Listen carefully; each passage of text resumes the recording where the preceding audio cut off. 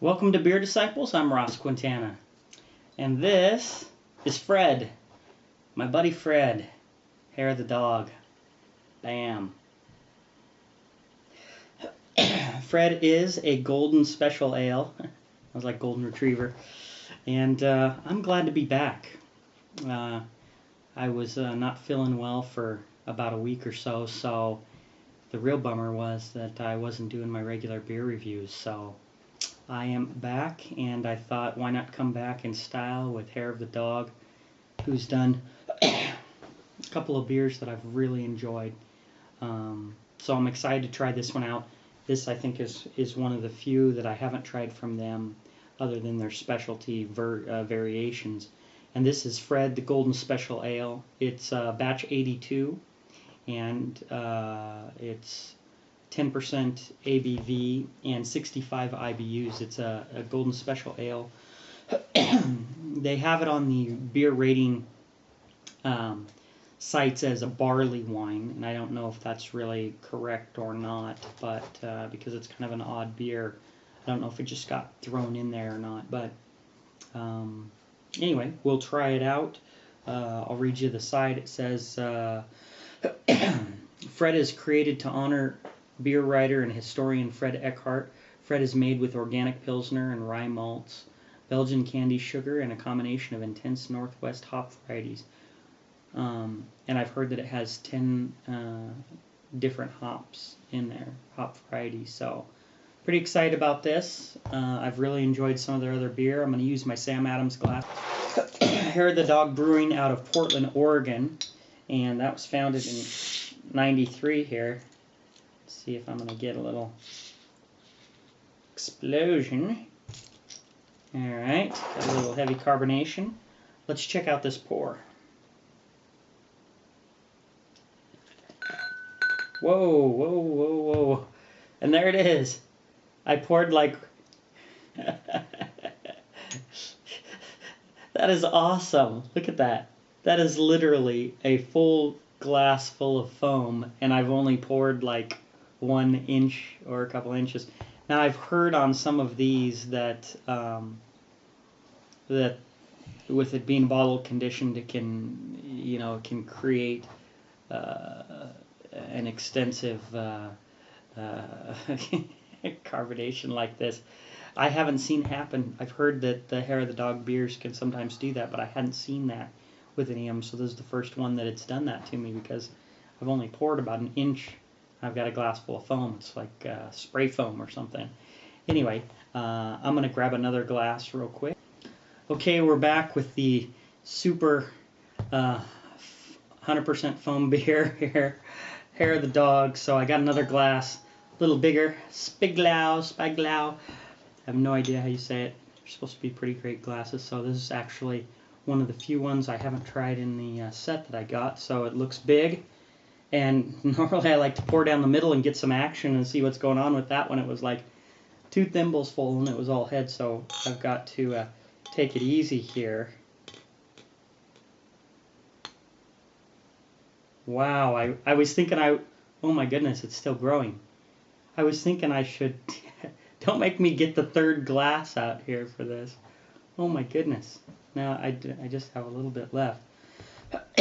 I was actually going to use the Hefeweizen glass because I thought, oh, that'll give me some extra room, but this is over the top here. But let's get the rest of that in there. My foam shake here. Look like a mad scientist. The color, anyway, while this foam hopefully turns into beer, the color's incredible. One thing I love, they make some of the best looking beers.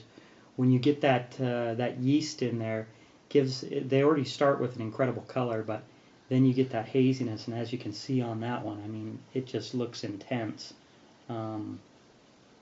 That's just something else here. So if I could, I'm gonna have to get a shovel and shovel off the foam to get to the nose. But appearance-wise, I got to give that a 5. There's no question. Okay, the beer mad scientist here. I refuse to go down without a fight here.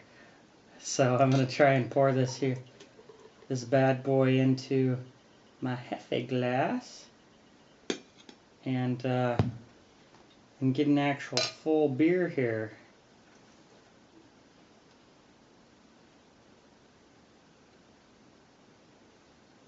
Because 2 cups of foam is too much. Oh my goodness. So let's take a look at that baby. As you can see, that's gorgeous. Now let's check the nose on that now that I can get to some of the smells. You can definitely get the hops. You get that kind of a citrusy hop, but then you can also get that really sweet malt backbone.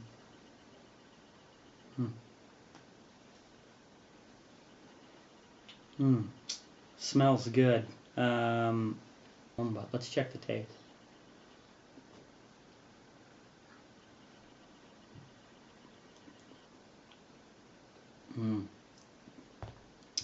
That is delicious.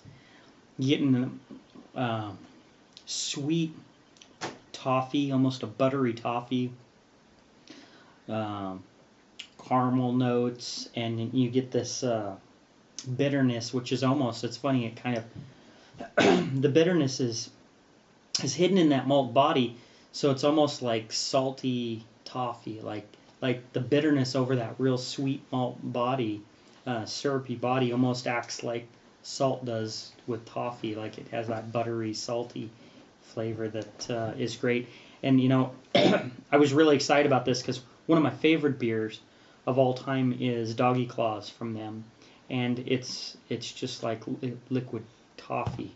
It is such an incredible beer.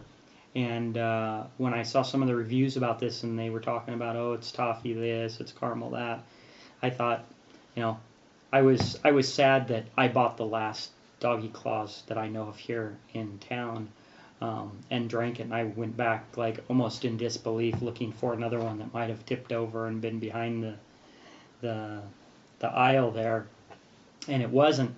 And so if I thought, well, gosh, maybe this is like that. And, you know, I thought, let's check it out. And it definitely has, it's kind of like a cousin to that.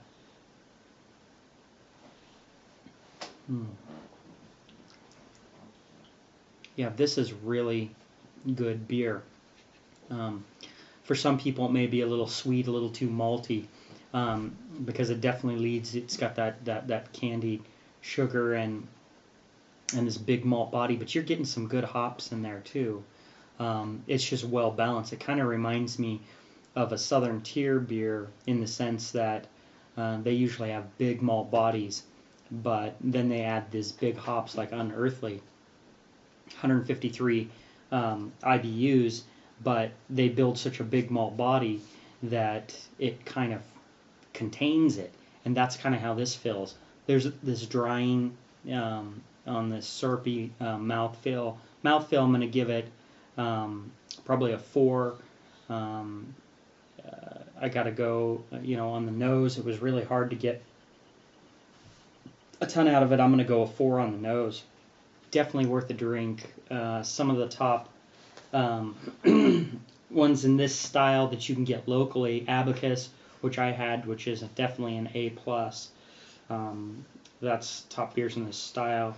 And then Hair of the Dog Dave, which I've never tried.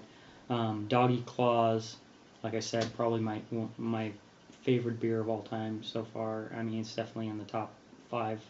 And then Lost Abbey's Angel Share are some good local options. But I'm going to say overall on this, I'm going to give this probably a...